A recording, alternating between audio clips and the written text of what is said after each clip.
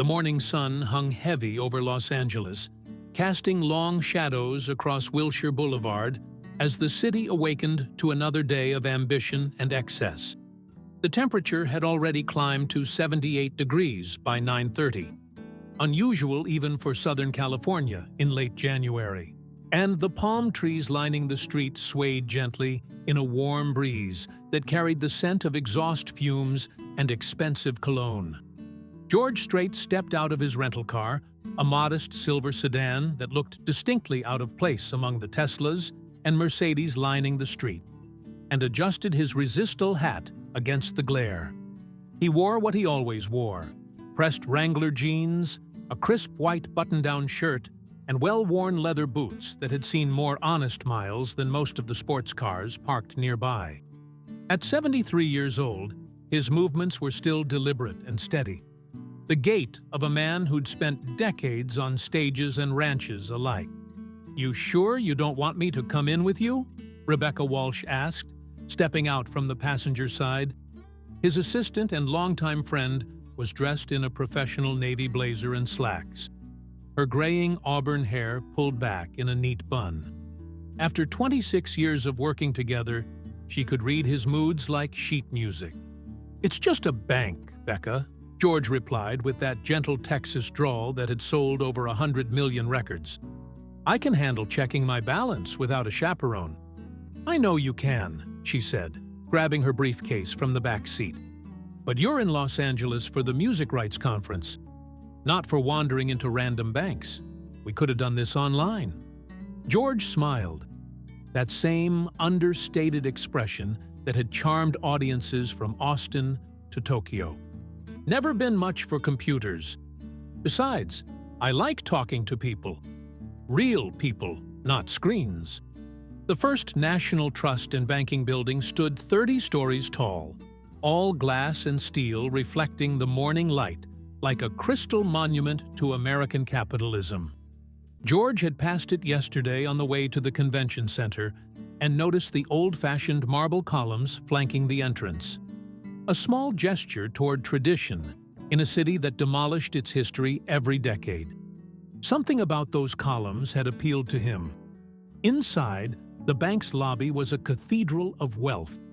Marble floors stretched beneath a vaulted ceiling with modern art installations hanging like metallic clouds.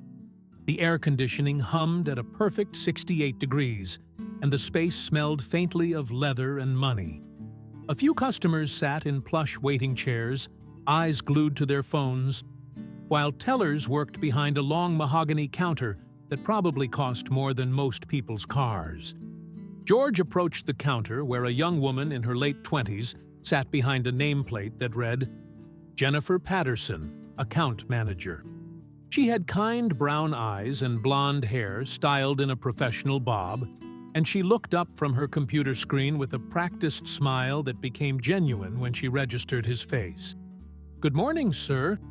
How can I help you today?" Jennifer asked. "Morning, ma'am," George said, removing his hat, a gesture his mother had taught him 65 years ago in Poteet, Texas. "I just want to see my balance, if that's not too much trouble." Jennifer's smile widened slightly. She recognized him, of course. Who wouldn't? But she appreciated that he wasn't expecting special treatment. "Of course, not a problem at all. I'll just need your account information or ID." As George reached for his wallet, the bank's main entrance doors burst open, with the subtle violence of someone who expected the world to rearrange itself around their arrival. Richard Donovan strode in like a conquering general returning home, flanked by two assistants in matching dark suits who looked more like Secret Service agents than banking employees.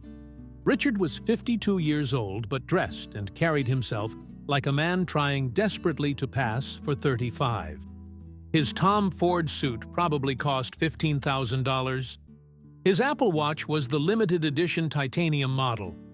His teeth were too white, his tan too even, and his hair too perfectly styled to be anything but the product of endless money and casual vanity. He'd made his first billion in cryptocurrency, his second in digital banking apps, and his third in buying up smaller banks and gutting their traditional services in favor of AI-driven platforms. "Jennifer!" Richard's voice boomed across the marble lobby, echoing off the walls. "I need you to process a wire transfer. 10 million to my Geneva account. Should take you, what, 3 minutes?" Jennifer looked up, clearly torn between the customer in front of her and the man who, according to the bank's records, kept over $200 million in various accounts with their institution. "Mr. Donovan, I'm just helping this gentleman with a balance inquiry. I'll be right with—" "A balance inquiry?" Richard laughed, a sharp bark that carried no warmth. "Jesus, Jennifer. Have Kevin handle it. I'm talking about real money here." George said nothing, simply stood there with his driver's license in hand, his expression as calm as a Sunday morning in Pearsall. He'd dealt with men like Richard Donovan his entire career. Record executives who thought their money made them important. Promoters who treated artists like commodities. Executives who confused wealth with worth. Jennifer's cheeks flushed slightly. "Mr. Donovan, I'll be happy to help you in just a moment." "Sir?" She turned back to George. "If I could just see your ID?" George handed over his license. Jennifer took it, grateful for his patience, and began typing into her computer. Richard, not accustomed to waiting, stepped closer to the counter, close enough that his overwhelming cologne, something aggressive and expensive, invaded the space.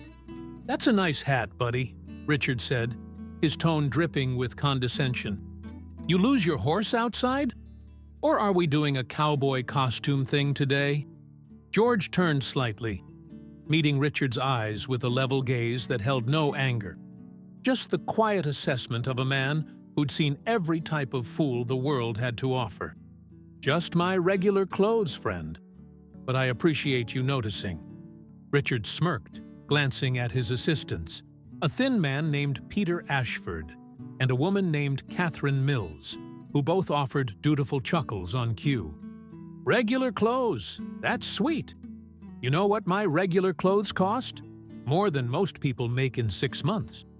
But hey, different strokes, right?" "Right," George said simply, turning back to Jennifer, who was studiously trying to ignore the exchange while pulling up his account information. "So, what brings you to LA?" Richard continued, apparently unable to resist his own voice. "Let me guess. You're in town for some kind of rodeo? Wait, no. You're probably one of those country singers, right? One of those old guys who used to be on the radio before people started listening to real music?" One of Richard's assistants, Peter, leaned in and whispered something, but Richard waved him off dismissively. George's lips quirked slightly. "Something like that. Yeah, I thought so. You've got that look. My dad used to listen to that stuff. All whining about trucks and beer and dogs dying." Richard laughed again, louder this time, playing to an invisible audience. "No offense, but that whole scene is basically dead now. Nobody under 40 listens to country music. It's all algorithms and streaming now. Real money is in tech, in innovation, not in playing a guitar and singing about dirt roads." Jennifer's fingers paused on her keyboard. She looked up at Richard with barely concealed irritation. "Mr. Donovan, this is Mr. George Strait. The George Strait." Richard's expression didn't change. If anything, his smirk deepened. "Who?" "The king of country," Jennifer said, her voice firm despite Richard's status as a major client. "He has more #1 hits than any artist in any genre in history. 61 #1 singles." Richard shrugged theatrically. "Never heard of him. But hey, congrats on the hits, old-timer. That must have been nice back in, what, the 80s? The 90s? Before the internet changed everything?" He leaned against the counter like he owned it, which, given his stock ownership in the parent company, wasn't entirely inaccurate. "Let me give you some free advice, friend. The music industry is dead. Dead. Artists today make pennies on streaming, and the only people still making money are the ones who diversified, who invested in real assets. Unless you got smart with your money back then, I'm guessing you're probably living off nostalgia tours and county fairs these days, right? George remained utterly still, his weathered hands resting on the marble counter. "I've been fortunate," he said quietly. Fortunate. Richard savored the word like wine. That's a polite way of saying broke, but too proud to admit it. I respect that. Pride is important, but it doesn't pay the bills. He turned to Jennifer, clearly ready to dismiss the entire interaction. "Anyway, let's handle my transfer so I can get out of here. I've got a meeting with the mayor at 11, and I need to—" "Mr. Donovan," Jennifer interrupted, her professional composure beginning to crack. "As I said, I'll help you as soon as I finish with Mr. Straight. It'll just be another moment." Richard's expression darkened. "Jennifer, I keep $200 million in this bank. I think that earns me the right to not wait behind someone checking to see if they can afford lunch." "I just want to see my balance," George repeated, his voice unchanged, still carrying that gentle Texas courtesy that his mama had drilled into him 7 decades ago. There was no anger in it, no pride, no need to prove anything. Just a simple statement of fact. And that, somehow, made Richard even more irritated. "Your balance," Richard said, laughing now with genuine amusement. "Okay, you know what? I'm curious. Jennifer, how about you show us both? Let's see what the king of country is working with these days. I bet it's, what, maybe a couple 100,000? Maybe $500,000 if you had a good lawyer back in the day?" He pulled out his phone, opening his own banking app with a flourish. "Hell, I'll show you mine if you show me yours. Let's make this interesting." Rebecca Walsh, who had been waiting near the entrance, saw what was happening and started to move forward, her lawyer instincts kicking in. But George caught her eye and shook his head slightly. A tiny gesture that said, clear as day, "I've got this." Jennifer looked at George, her expression apologetic and clearly uncomfortable.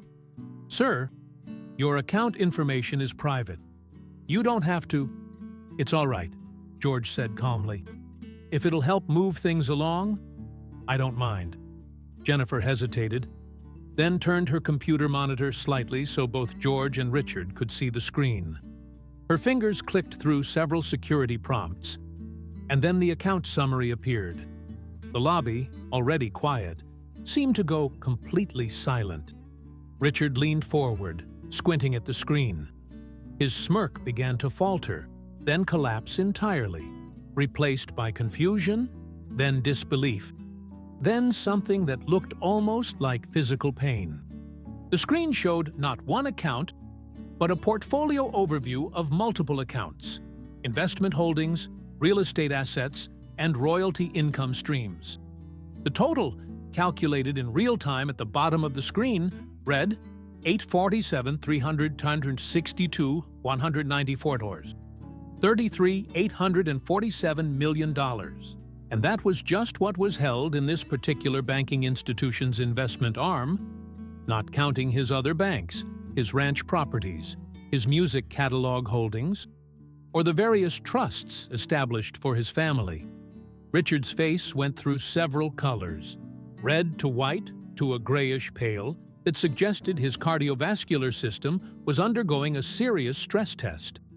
His mouth opened, then closed, then opened again without sound, like a fish discovering it had been pulled from water. "That's—" Richard stammered. "That can't be right. That's got to be a system error."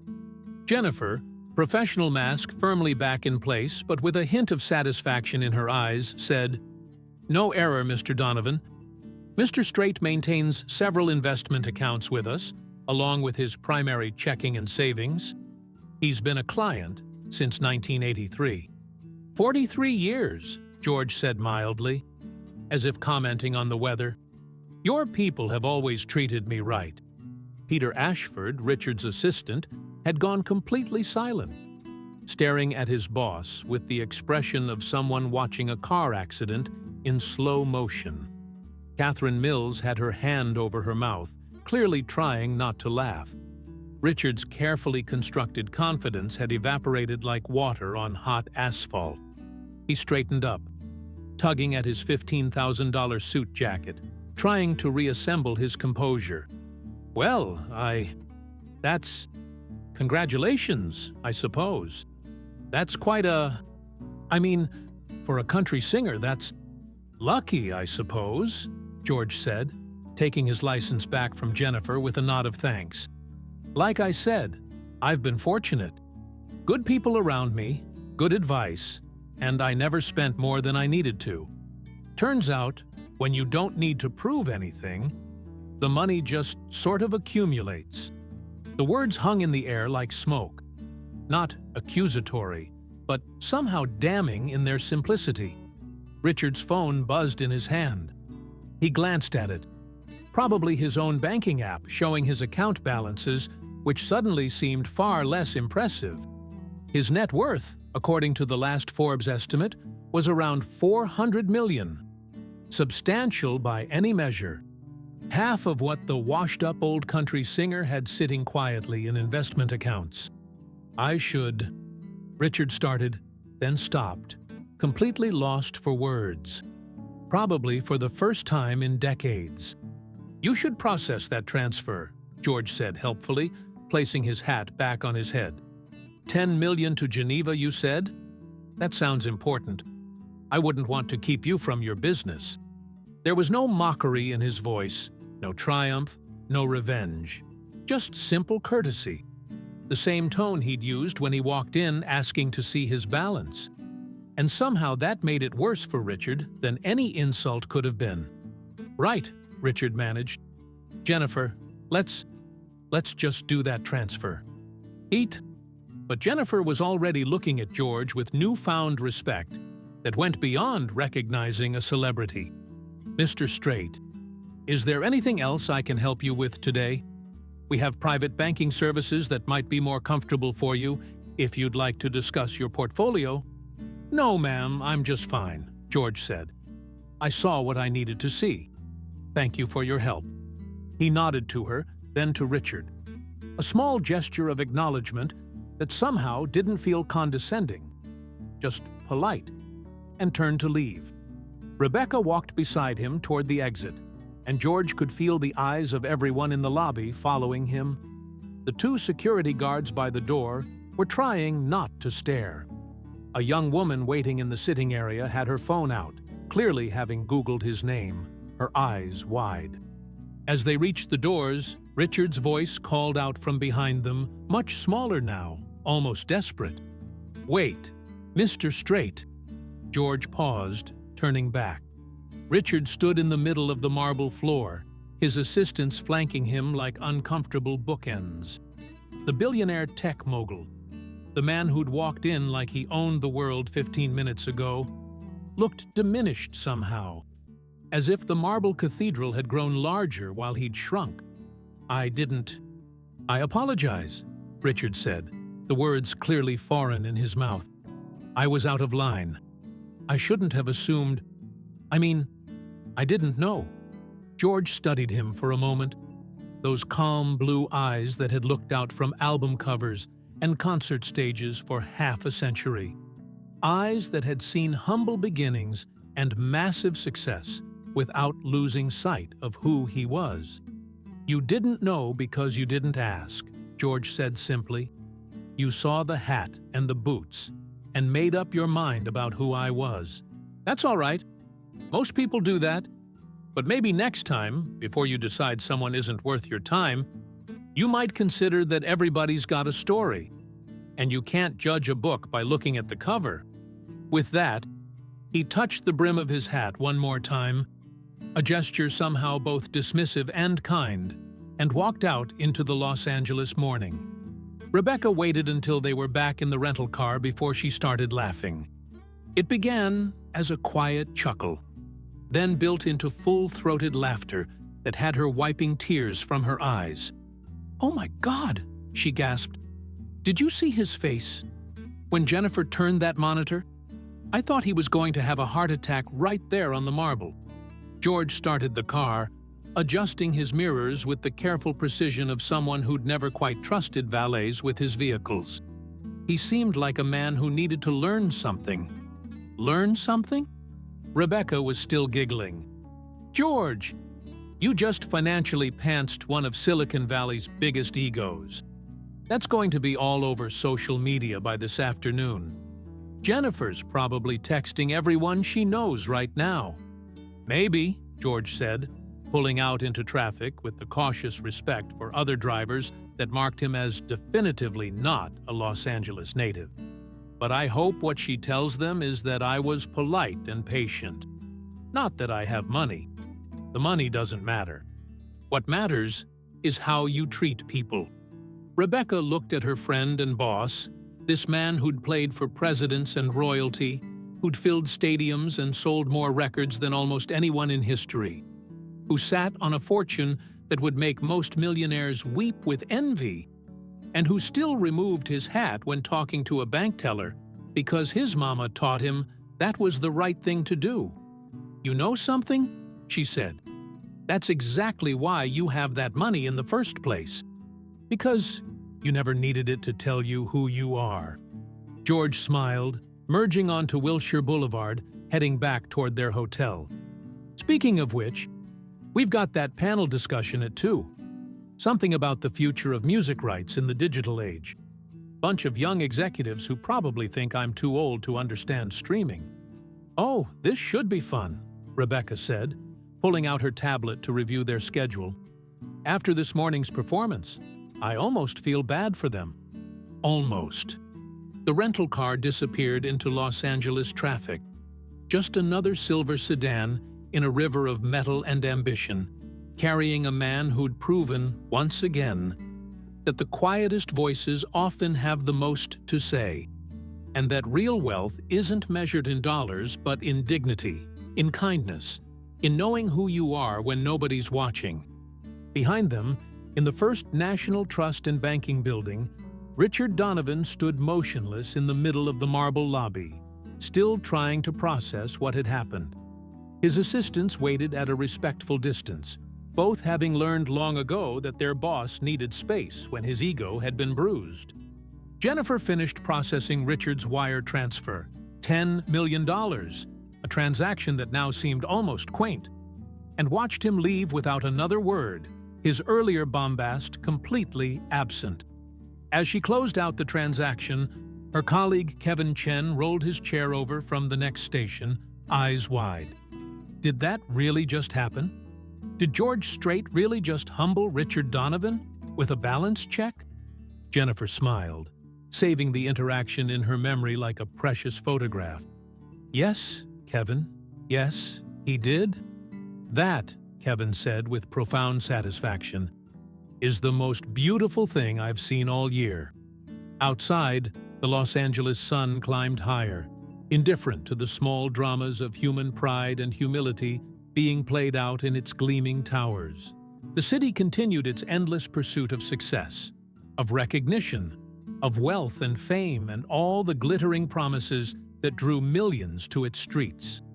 And somewhere in that river of ambition, George Strait drove his rental car at a careful 5 miles under the speed limit, thinking about the panel discussion at 2, about dinner plans with Rebecca, and about whether he'd have time to call his wife Norma back in Texas before the afternoon got too busy. The balance in his bank account hadn't changed, still the same impressive number that had turned Richard Donovan's world upside down. But George hadn't thought about it since leaving the bank. It was just a number, after all. Just money. What mattered was getting to that panel on time, treating people with respect, and maybe, if he was lucky, teaching someone something about humility along the way, even if they had to learn it the hard way. To understand how George Strait came to stand in a Los Angeles bank with nearly $1 billion in investment accounts while dressed like a ranch hand, and to understand why Richard Donovan had become the kind of man who measured human worth in portfolio values, it's necessary to go back.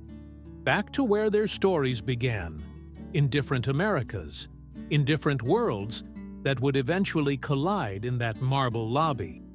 George Strait, Petite, Texas, 1963.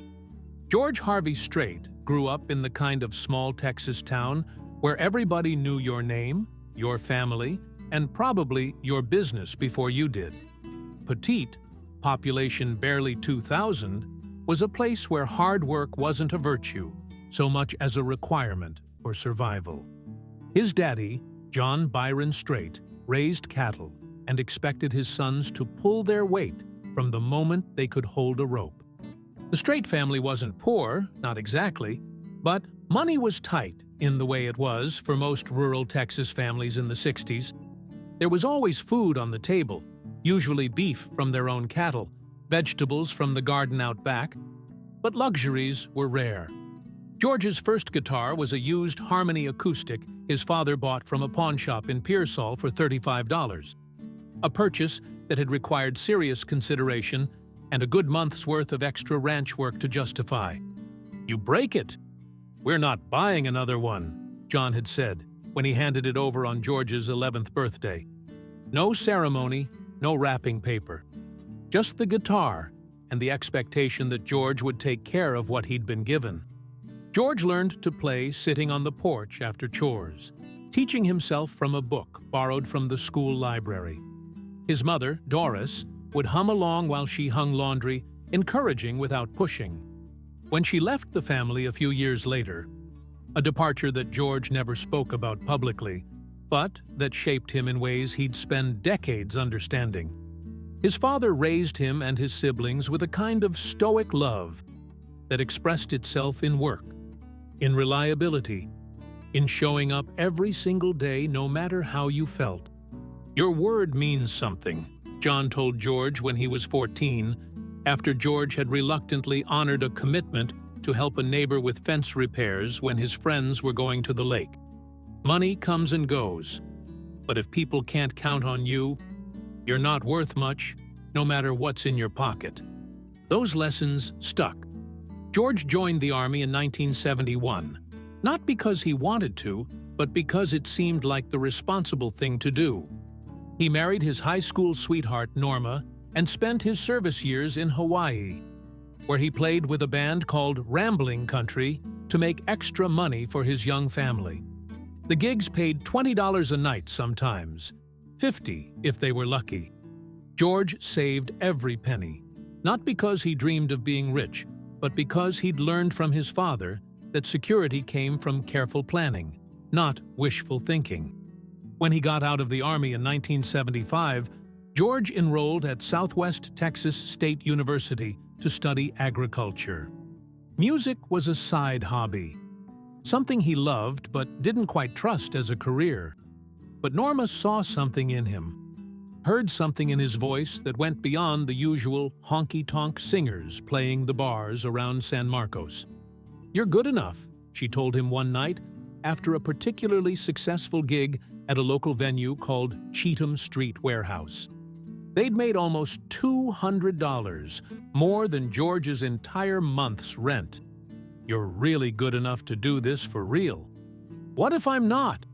George asked, the same practical caution his father had instilled in him. "What if we bet everything on this, and it doesn't work?" Norma had smiled, that same smile that had made him fall in love with her in high school. "Then we'll figure it out. But I don't think you're going to fail. I think you're going to be something special." She was right, but the path wasn't easy. George played every dive bar, county fair, and dance hall that would have him. He worked day jobs, ranch hand, construction, whatever paid, while pursuing music at night. When he finally got a recording contract with MCA Records in 1981, the advance was $5,000.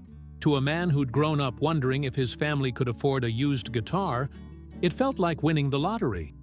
But George's father had taught him too well about the difference between money and wealth.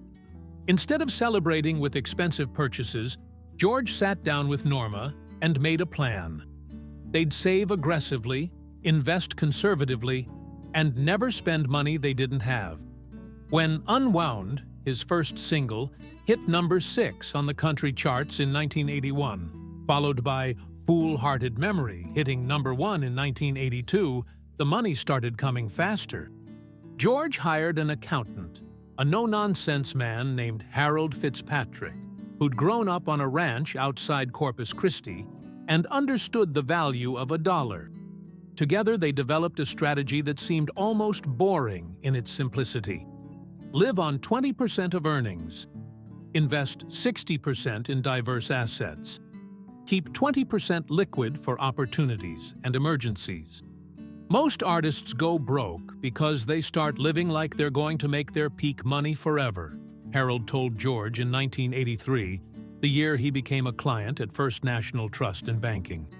They buy mansions and cars and jewelry, and they forget that the music business is fickle. But if you live like you're still working construction and you let your money work for you, you'll never have to worry. George took that advice to heart. Even as the hits kept coming, Amarillo by Morning, The Chair, Oceanfront Property, All My Exes Live in Texas. He and Norma lived in a comfortable but not extravagant home. They drove nice but reasonable vehicles. They invested in Texas ranch land, which appreciated steadily over decades. They bought commercial real estate in growing cities. They invested in mutual funds and bonds, and eventually, when it became possible, in purchasing back the rights to George's master recordings. By 1990, when George was one of the biggest names in country music, he was worth approximately $30 million. His accountant Harold told him he could retire comfortably and never work again. George released 10 more albums in the 90s. By 2000, his net worth had climbed to over $100 million, thanks to continued touring, album sales, and smart investments that had benefited from the dot-com boom. Harold had advised selling most tech stocks in early 2000, avoiding the crash. George's master recordings alone, which he'd systematically bought back over the years, generated millions annually in royalties. By 2010, he'd crossed $300 million. By 2020, with streaming royalties added to physical sales, and his songs being featured in movies, commercials, and covered by new generations of artists, the number had climbed past $600 million. And now, in 2026, approaching his mid-70s, George Strait sat on a fortune approaching $1 billion, accumulated not through flashy investments or risky ventures, but through the same principles his father had taught him on a cattle ranch in Poteet. Work hard, keep your word, save more than you spend, and never forget where you came from. He still wore Wranglers and boots, still drove reasonable vehicles, still removed his hat when speaking to ladies. The money had changed his security, but it hadn't changed who he was. Because John Byron Strait had taught him, long ago, that who you are isn't measured in dollars. It's measured in character. Richard Donovan, Greenwich, Connecticut, 1974. Richard Donovan grew up in a different kind of America, one that measured success in portfolio performance and social connections rather than cattle and handshakes. His father, William Donovan III, was an investment banker who commuted daily into Manhattan and rarely saw his children except on weekends. His mother, Patricia, was a socialite who organized charity galas and compared her friends' children's achievements the way other people compared sports statistics. The family home in Greenwich was a 7-bedroom colonial worth, even in the 70s, well over $1 million. Richard attended prestigious private schools where tuition cost more than most American families earned in a year. He learned early that success was quantifiable. In grades, in test scores, in the prestige of universities, in the salaries of first jobs. His father praised him when he brought home good grades and barely acknowledged him when the results were merely average. Donovan men don't settle for average, William told Richard when he was 12, after Richard had earned a B+ on a mathematics exam. We excel, We win. We're better than other people, and if you can't understand that, you'll never amount to anything. Richard internalized that lesson completely. He graduated second in his class at Greenwich Academy. First place had gone to Alexander Chen, a slight Richard never forgave or forgot.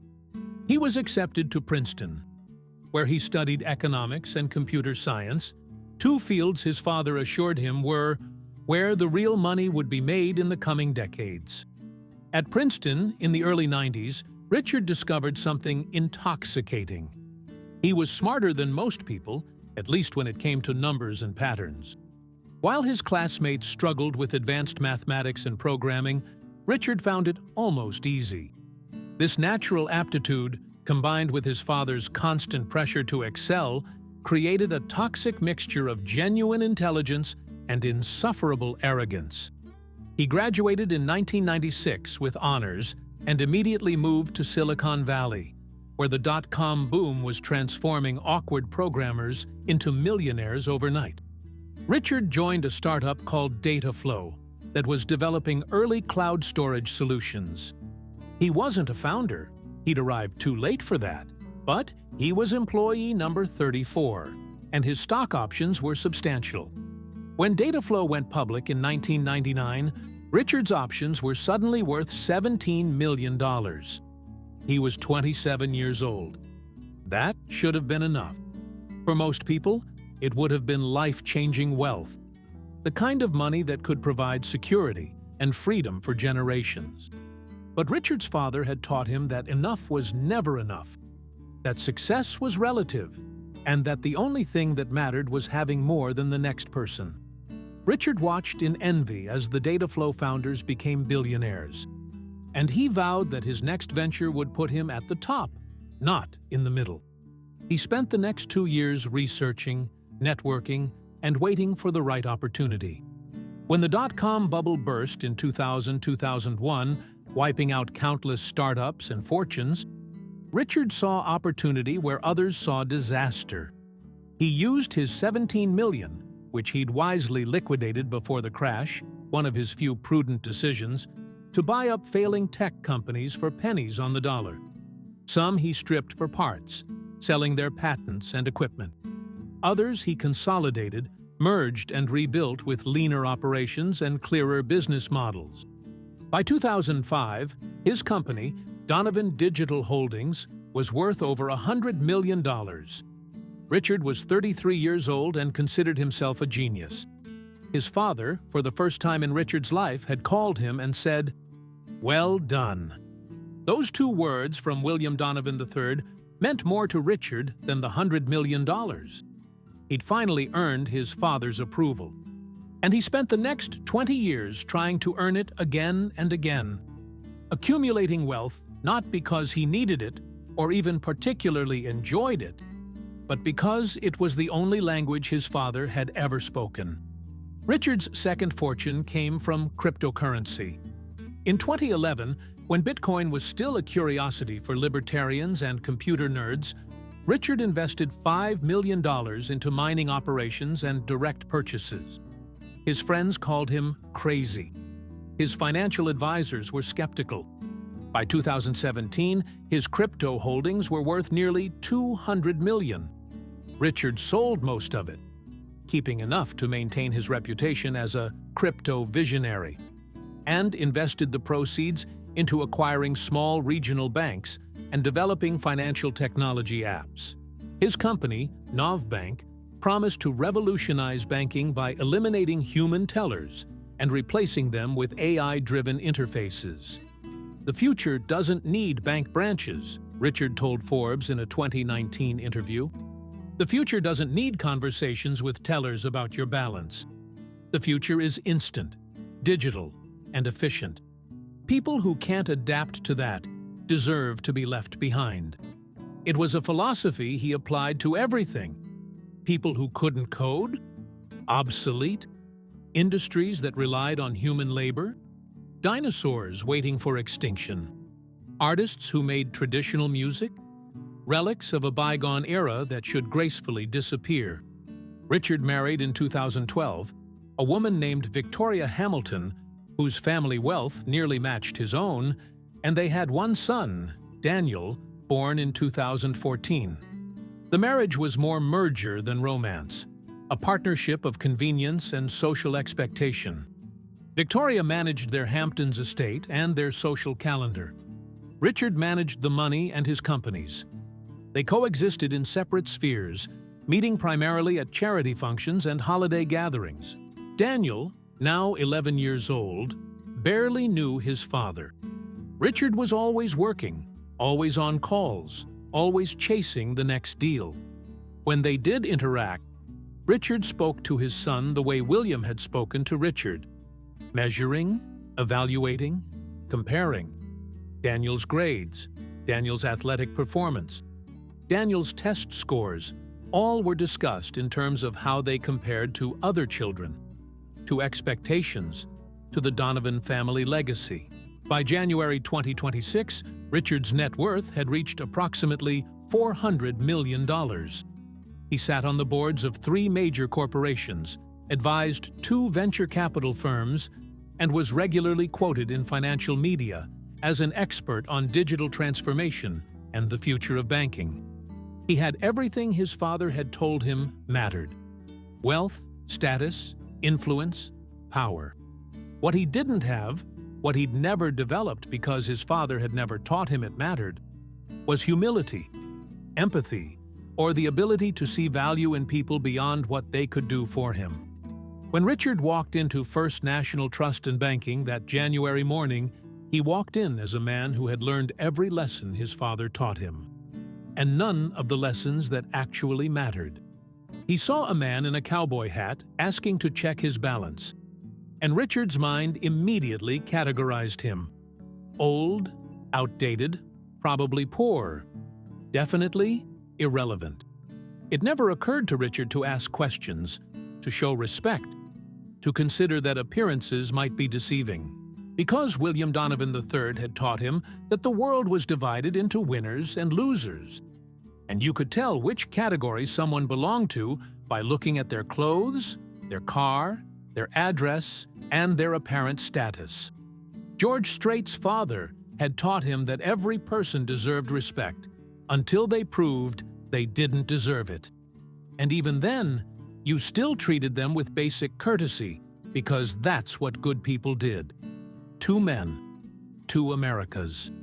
2 completely different definitions of success and worth.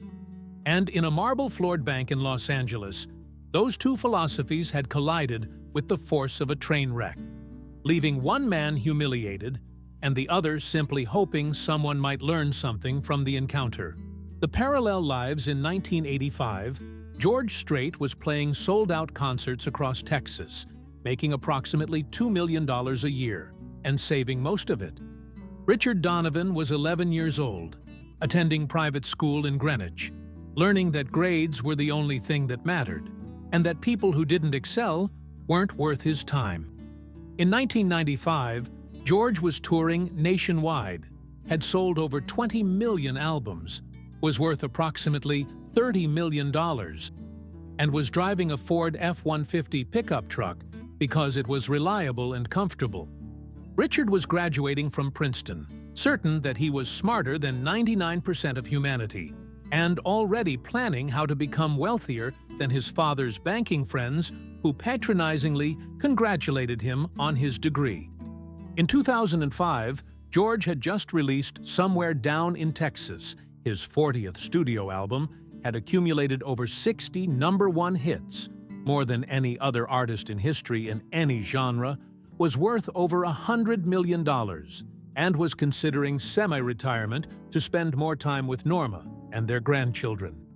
Richard had just crossed his first $100 million in net worth, had been profiled in Business Week as one of tech's new titans, and was working 16-hour days because the thought of stopping, of not chasing more, made him feel like he was failing.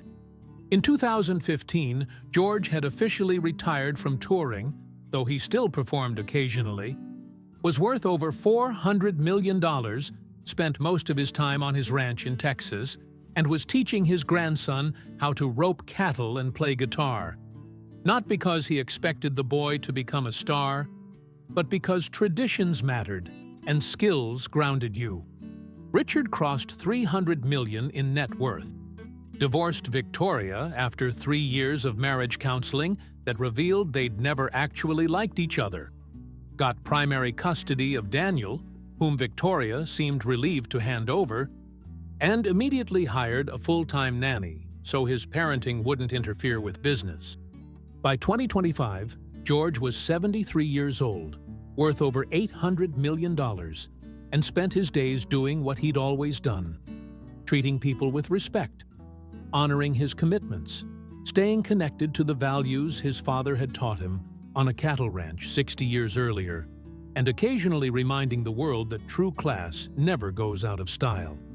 Richard was 52, worth $400 million, and spent his days proving to anyone who would listen that he was smarter, richer, and more successful than they were, trying desperately to fill a hole that no amount of money could ever fill, because his father had taught him that love was conditional on achievement. And Richard was still, even after William's death in 2021, trying to earn approval from a ghost. Two men, shaped by their fathers, carrying forward the lessons they'd learned, for better and worse. And now their paths had crossed, in the most unlikely of places, over the most mundane of transactions. George had walked away from that encounter the same man he'd been when he walked in. Grounded, humble, secure in who he was. Richard had walked away diminished, his armor of arrogance cracked, suddenly forced to confront the possibility that everything he believed about success, about worth, about the measure of a man, might be fundamentally wrong. What would happen next would depend entirely on what Richard chose to do with that uncomfortable revelation. Some men, when confronted with their own errors, double down and become more entrenched in their beliefs.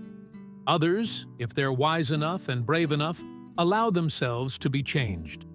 The question was, which kind of man was Richard Donovan? The aftermath of the encounter at First National Trust and Banking spread like wildfire through concentric circles of influence, each ripple carrying the story further from its source and transforming it slightly in the retelling. It started, as most modern scandals do, with a text message. Jennifer Patterson, the bank manager who'd witnessed the entire encounter, held out for approximately 45 minutes before texting her best friend Amanda, who worked in marketing at a record label. Jennifer's version was factual and relatively restrained. "You won't believe what just happened. George Strait just quietly destroyed some tech bro billionaire who was mocking him for being old and broke. The guy almost passed out when he saw George's account balance. It was glorious." Amanda, who had a fondness for country music and a deep dislike for Silicon Valley arrogance, immediately shared the story with her colleague Travis, who posted a carefully anonymized version on Twitter. Heard from a reliable source that a certain country music king walked into a bank in LA, got mocked by some tech billionaire for being washed up, then casually revealed he's worth 2x what the billionaire has. The tech bro apparently went white. King behavior. By noon, the tweet had 17,000 likes and was climbing. By 1 p.m., someone had identified the bank, First National Trust, based on background details in the tweet thread. And another person claimed to have been in the lobby and witnessed the encounter personally. They hadn't. But truth was optional on social media. This second person added details that were half fiction. The billionaire literally tried to bet George Strait he had more money. George just smiled and showed his balance. The dude ran out of the bank. It was iconic. By 2 p.m., someone had figured out Richard Donovan was in Los Angeles that day. He'd posted on his own Instagram about a meeting with the mayor and put 2 and 2 together. Pretty sure the tech bro who got humbled by George Strait was Richard Donovan. known for being super arrogant about tech replacing everything traditional. Karma is so beautiful. By 3 p.m., Richard Donovan and George Strait were both trending on Twitter, and the story had evolved into mythology. Richard had supposedly challenged George to compare portfolios. George had revealed he was worth over $1 billion. The number kept growing in retellings. Richard had fled the bank, almost crying. He hadn't. And George had delivered some devastating one-liner. He'd actually been quite gracious, but nobody wanted to hear that. Richard first became aware of his viral infamy at 2:47 p.m., when his assistant Peter Ashford approached him during a meeting at Nav Bank's Los Angeles office and quietly showed him his phone. "Sir, you need to see this. It's everywhere." Richard took the phone, scrolled through the Twitter thread, and felt a cold sensation spreading through his chest. His carefully cultivated image, the brilliant tech visionary, the financial genius, the man who saw the future, was being demolished in real time by thousands of strangers who were gleefully celebrating his humiliation. The meeting, a strategy session about acquiring a smaller fintech company, continued without him as Richard retreated to his office and searched his own name. The results were devastating. News outlets were picking up the story now, including Billboard, country music television, and several tech blogs. The headlines ranged from bemused to brutal. George Strait quietly reminds Silicon Valley that class never goes out of style. Tech billionaire gets humility lesson from country music legend. Richard Donovan's net worth revealed to be half of washed up. George Strait's fortune. "I just want to see my balance." The 4 words that broke a billionaire's ego. There were memes already. Richard's face, pulled from his Forbes profile, next to George's, from a recent concert photo, with captions like, "Has 400 millimeters makes it everyone's problem," versus "Has 800 millimeters plus, still says ma'am to bank tellers." Another showed a fake bank statement with George's balance and the caption, "Country music, 1, Silicon Valley, 0. Richard's phone buzzed. A text from Victoria, his ex-wife. "Saw the news. This is why Daniel doesn't respect you." Then another from his mother, Patricia. "Richard, call me immediately. The Hendersons are asking me about this story at the club." Then his business partner, Kenneth Wade. "We need to discuss PR strategy. This is getting out of hand." Then his lawyer. "Don't make any public statements until we talk." Richard sat in his chrome and glass office, surrounded by the trappings of success, the expensive art, the awards, the photographs of him with senators and CEOs, and felt something he hadn't experienced since he was a child being scolded by his father. Genuine shame. Not regret for how he'd treated George Strait. That would come later, if at all. But shame at being caught, at being exposed, at having his private humiliation become public entertainment. His first instinct was to fight back, to issue a statement claiming the story was exaggerated, that he'd been taken out of context, that social media was distorting the truth. His PR training told him to control the narrative, to spin it, to find an angle that made him sympathetic. But the problem was that the core of the story was absolutely true. He had mocked George Strait. He had assumed the man was broke and irrelevant. He had been proven spectacularly wrong. And thousands of people were delighted by his comeuppance because, if he was honest with himself, he'd spent years being exactly the kind of person who deserved to be taken down a peg. Meanwhile, George Strait's afternoon. George, blissfully unaware that he was trending on social media, attended his 2 p.m. panel discussion at the Los Angeles Music Rights Conference. The panel, titled Legacy Artists in the Streaming Era, featured him alongside 3 other veteran musicians and 2 record label executives. The moderator, the enthusiastic young woman named Rachel Wu from a music industry podcast, introduced George with barely contained excitement. And of course, we have the king of country himself, George Strait, who holds more #1 hits than any other artist in history. Mr. Strait, thank you so much for being here. George nodded graciously from his seat, looking slightly uncomfortable with the attention, as always. The panel discussion covered familiar territory: how streaming had changed revenue models, the importance of artists retaining their masters, the challenge of reaching younger audiences while maintaining artistic integrity. George's contributions were measured and thoughtful. When asked about his longevity, he said, "I think if you focus on the music and respect your audience, the rest tends to work itself out. I never chased trends. I just tried to make good country music and trusted that people would respond to authenticity." When asked about financial advice for younger artists, he said, "Save more than you spend. Get good advisors you can trust, and remember that this business is unpredictable.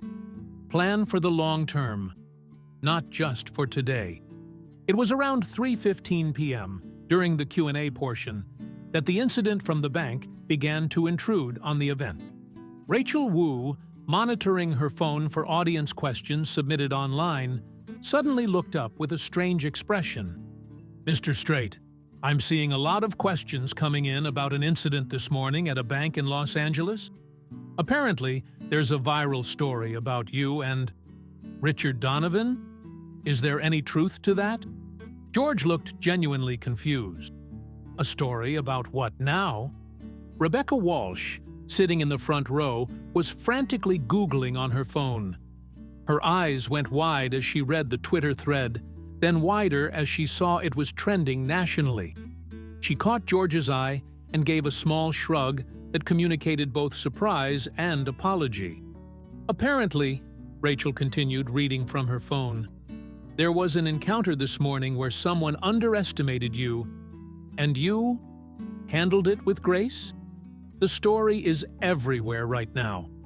Twitter is calling it the balance check heard round the world." George's weathered face registered a moment of understanding, followed by a trace of discomfort. He shifted in his chair, clearly not thrilled to have his private banking become public discussion. "Well," he said carefully, "I stopped by a bank this morning to check on my account. There was another customer there, and we had a brief conversation. That's about all there is to it. I don't think it needs to be more complicated than that." But the other panelists and the audience were already buzzing. Someone in the crowd shouted, "You showed him, George!" Another voice, "You're a class act!" Rachel, sensing this was gold for her podcast, pressed gently. "The story suggests this other person made some assumptions about you based on appearances. And those assumptions were proven very wrong. Is that accurate?" George considered his response carefully. He could have demurred, changed the subject, protected Richard's privacy. But there was also a teaching moment here, an opportunity to say something that mattered beyond the gossip.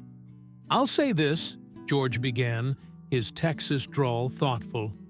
"I think we live in a time when people are quick to judge based on surfaces. How someone dresses, how they talk, where they come from. And I think that's a mistake. Every person has a story, has value, regardless of what they look like or how much money they have. This morning, someone made assumptions about me based on my hat and boots. That happens. But the lesson isn't about me or my bank account. The lesson is about treating people with respect before you know their story, not after." The room was silent, hanging on his words. "Success isn't about having more money than the next person," George continued. "It's about how you treat people when nobody's watching. It's about keeping your word. It's about staying true to who you are, whether you're struggling to pay rent or sitting on a fortune. The number in your bank account doesn't define your character. Your character defines your character." The room erupted in applause. Rachel Wu was beaming, knowing this clip would be everywhere by evening. The other panelists nodded in agreement. And George, uncomfortable with the attention as always, simply adjusted his hat and waited for the next question. But the damage, or rather the story, was already done. George's gracious response, his refusal to gloat or name names, his emphasis on character over wealth only made the narrative more powerful. By 4 p.m., news outlets were quoting his panel comments alongside the bank story. And George Strait was being held up as a model of humility and class in an age of social media excess and performative wealth. Richard's decision. By 5 p.m., Richard Donovan sat in his hotel suite at the Four Seasons, watching his reputation unravel in real time. His PR team had drafted 3 different statements. The first was defensive, claiming the story was exaggerated. The second was deflective, pivoting to talk about his charitable work and business success. The third was apologetic, but in that corporate non-apology way, "I regret if my words were misinterpreted." Richard rejected all 3. Something had shifted in him during those hours of watching the internet celebrate his humiliation. Maybe it was exhaustion. Maybe it was the realization that fighting this would only make it worse. Or maybe, and this was the thought that kept recurring, unwelcome and uncomfortable, maybe everyone was right. Maybe he had become exactly the kind of person his father had raised him to be. Successful by every measurable metric, and empty in all the ways that actually mattered. His phone buzzed again. This time it was his son Daniel, calling from their home in Palo Alto. "Dad?" The 11-year-old's voice was tentative. "Are you okay? Kids at school were talking about something on the internet about you and some country singer?" Richard closed his eyes. His son had heard about it. Of course he had. Kids were online constantly, and nothing stayed private in 2026. "I'm fine, buddy. Just a misunderstanding that got blown out of proportion." "Did you really make fun of him for being old?" Daniel asked. And there was something in his voice. Not accusation exactly, but disappointment maybe. "Because that seems mean. My teacher plays his music sometimes. She says he's really good." Out of the mouths of children, Richard thought bitterly. His 11-year-old son had grasped in 10 seconds what Richard had spent decades failing to understand. Being mean to people wasn't clever or funny or a demonstration of superiority. It was just mean. "Yeah," Richard admitted, surprising himself with his honesty. "Yeah, I did. And I was wrong." "You should probably apologize," Daniel said matter-of-factly. "That's what you always tell me to do when I'm mean to someone." After the call ended, Richard sat in silence for a long time. The Los Angeles sunset painted his hotel windows orange and gold, indifferent to human drama. Somewhere in this city, George Strait was probably having dinner, maybe calling his wife, living his life completely unbothered by the viral story. Meanwhile, Richard was trapped in a cage of his own making, desperate to control a narrative that had already escaped him. His father's voice echoed in his memory. "Donovan men don't apologize. Apologizing shows weakness. Winners don't explain themselves to losers." But his son's voice was more recent, more real. "You should probably apologize." Richard pulled out his laptop and opened a blank document.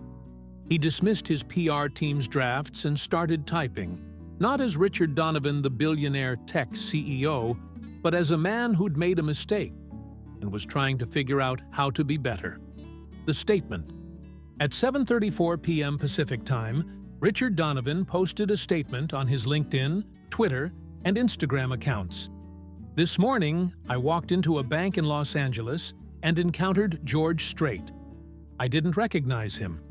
I saw someone dressed in jeans and a cowboy hat, and I made assumptions. I assumed he was struggling financially. I assumed his career was behind him. I assumed he wasn't worth my time or respect. I was completely, embarrassingly wrong about all of it. But the real problem isn't that I was wrong about George Strait specifically. The problem is that I've been wrong about people in general for most of my life. I've measured human worth in portfolio values and tech savviness and relevance to modern industries. I've dismissed entire generations of people, entire professions, entire ways of life as obsolete. George Strait has forgotten more about success, longevity, and grace than I'll ever know. He's accumulated more wealth than I have while maintaining more humility than I ever have. When I mocked him this morning, he responded with patience and courtesy. When given the chance to humiliate me publicly, he chose not to. And when asked about the incident later, he turned it into a lesson about treating people with respect. Meanwhile, I've spent the day trying to spin the story, control the narrative, and protect my ego. I'm 52 years old, and I'm just now learning lessons that George Strait probably learned as a child. That character matters more than cash. That respect should be given freely rather than earned through status. And that true success is measured in how you treat people, not what you have in your bank account. Mr. Strait, if you read this, I'm genuinely sorry. You deserved better than my assumptions and mockery. Thank you for being gracious when you had every right not to be. To everyone else, I'm going to do better. I don't know exactly what that looks like yet, but it starts with listening more, judging less, and remembering that everyone I meet has a story and dignity that exists independent of their net worth or their relevance to my industry. I've built companies and made money, but I've failed at the things that actually matter. That changes today. Richard Donovan. The statement went as viral as the original story. By midnight, it had been shared over 100,000 times. The responses were mixed. Some people praised his honesty. Others called it performative damage control. Still others remained skeptical that a man could change his fundamental nature overnight. But buried in the thousands of comments, one stood out. It was posted at 9:47 p.m. from an account that had only 3 followers and no profile picture, but was verified. George Strait's official account, managed by Rebecca, but clearly written by George himself. We all make mistakes. What matters is what we do after. Appreciate the kind words, Richard. I wish you well. George, 17 words. No sermon, no lecture, no victory lap. Just simple acknowledgement and grace. By the next morning, the story had completed its transformation from scandal to teaching moment. George Strait had reminded millions of people what humility looked like. Richard Donovan had demonstrated what a real apology looked like. And somewhere in the gap between those two men, a conversation had started about success, respect, and what actually matters in life. But stories don't end with viral posts and public statements. The real test would come in what happened next, in whether Richard's words translated into actual change, and whether that change would affect not just his public image, but his private life. The real test would come when the cameras weren't watching, and the internet had moved on to the next scandal. 3 days after what the internet had dubbed the balance check heard round the world, Richard Donovan stood in the kitchen of his Palo Alto mansion at 6:30 in the morning, making breakfast. This was unusual for several reasons. First, Richard had a private chef who usually prepared meals. Second, Richard typically worked through breakfast, eating whatever his assistant brought him while he answered emails. Third, and most significantly, his son Daniel was staring at him like he'd grown a second head.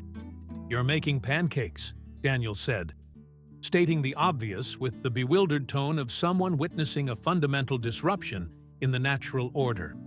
"Trying to make pancakes," Richard corrected, flipping one that landed half on the spatula and half on the stovetop. "Apparently, it's harder than it looks."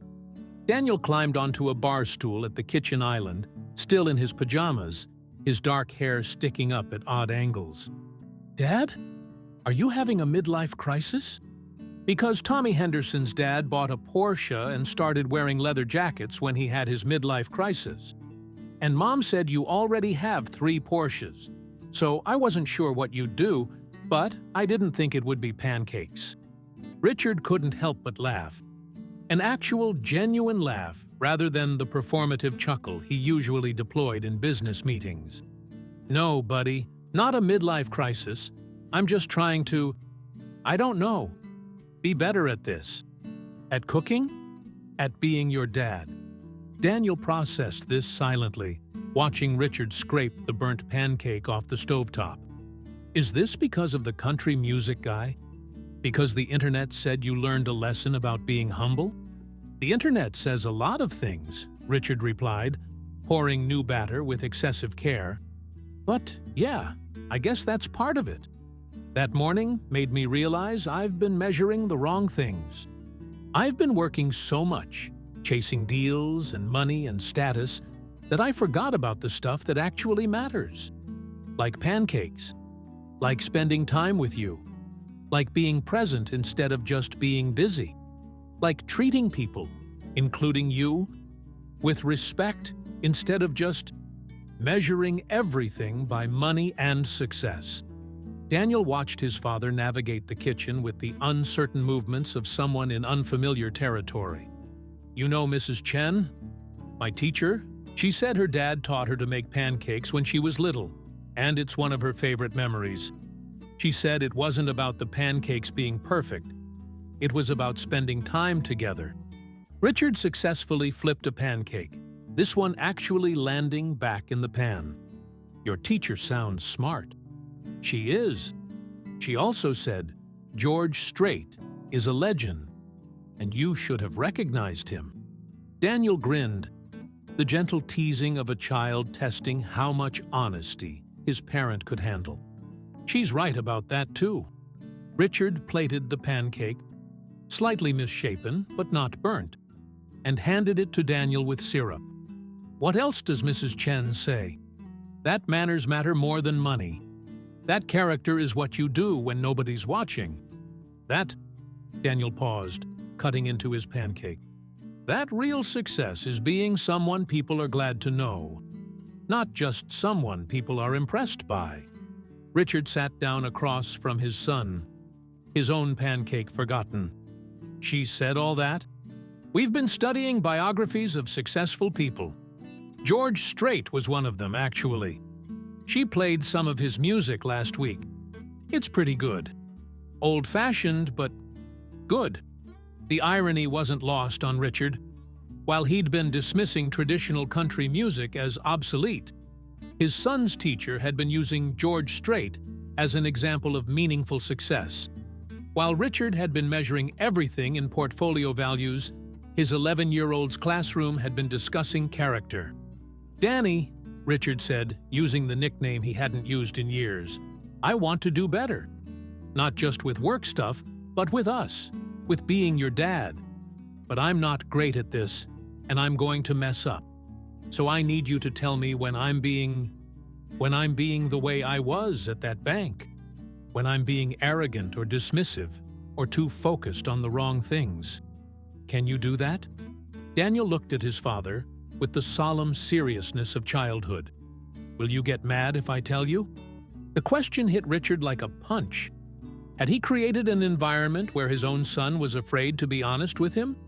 Had he become his father, demanding perfection, measuring worth, making love conditional on achievement? "No," Richard said firmly. "I won't get mad. I promise." "Okay." Daniel took a bite of pancake. "Then I'll tell you. Starting with, these pancakes are kind of weird-shaped, but they taste pretty good." Richard smiled. "That's probably the nicest thing anyone's said to me in a week." George Strait, Nashville, Tennessee. George had returned to Nashville for a few days before heading back home to Texas. He was meeting with some younger country artists who'd requested his advice on navigating the modern music industry And he'd agreed because he remembered being young and uncertain and grateful for any wisdom from veterans who'd walked the path before him. The meeting was at a recording studio in Midtown Nashville, a converted warehouse that somehow managed to feel both modern and respectful of the city's musical heritage. George arrived 15 minutes early. Punctuality was another of those lessons from his father that had stuck, and found Rebecca already there, reviewing notes on her tablet.